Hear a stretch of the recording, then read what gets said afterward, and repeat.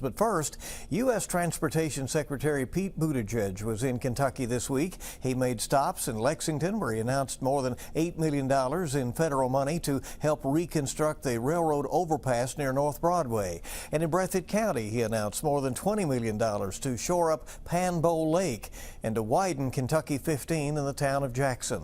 The money comes from the bipartisan infrastructure bill that is pumping money into projects up to $108 billion around the country.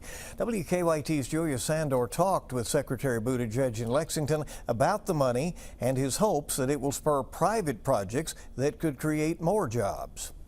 One of the things that I've noticed in my travels is there's a lot of places where you mention that intersection, that bridge, and everybody knows what you're talking about because it's such a headache. That's certainly true of this underpass. This Connect Northland Arlington project, this has been in the works for a long time, but there was never the funding to get it done. Now we're involved, the state's involved, the city's involved, and we're making it happen. This is exactly what we've been trying to get done and why we had President Biden's bipartisan infrastructure law. That's why we appreciate the support that went into that.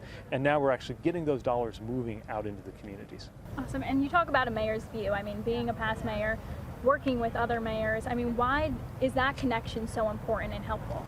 You know, when you're a mayor, you can't get caught up in partisan politics, and you stay very focused on delivering and getting things done. I know what it's like to be a mayor knocking on the door of the U.S. Department of Transportation trying to get something done, trying to get something funded. And it's why whenever we're able to say yes to a city like Lexington that comes in with a good project, you know, it takes me right back to those days, and it's one of the most rewarding parts about this job.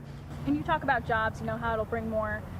How will that affect the city? How do you think, or do you, I don't know if you have an answer to how many jobs it'll bring, things like that? One of the things we've noticed is, in addition to the construction jobs working on the project directly, you can just unlock a better economy when you have better public infrastructure. You have better streetscapes, better access to transit, sidewalks, gets more foot traffic, makes the neighborhood more vibrant, means more small businesses are likely to thrive. So you really see a great private sector response to a good public sector investment. And I think we're seeing that writ large at a national level, where we've seen almost $500 billion in major private sector investments in things like manufacturing, building on the public investments we've done on things like infrastructure.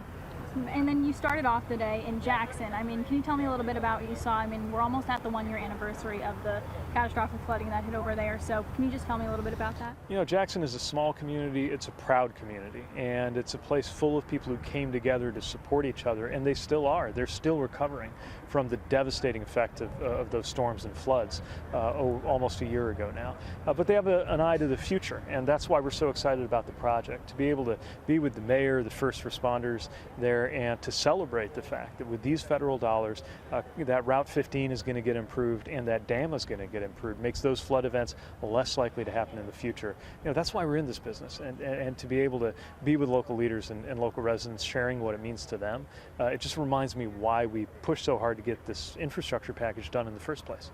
And then one last thing, I mean, when you talk about the grants, you said it was competitive. You read these ones. What was different? I mean, what stuck out to you? Part of what helped these projects stand out is that they combined safety with better traffic flow and inclusion too. You know, a rural area like Breathitt, a diverse area like this part of Lexington. These are the kinds of communities that are often left out of transportation funding and decisions. We're trying to do it differently this time. So when we see these kinds of opportunities to get funding to where it wasn't there in the past, to potentially save lives and prevent crashes, to make sure that there's better traffic flow for our supply chains, all of that rolled up into one, that's part of what helps a project compete in a very competitive grant process.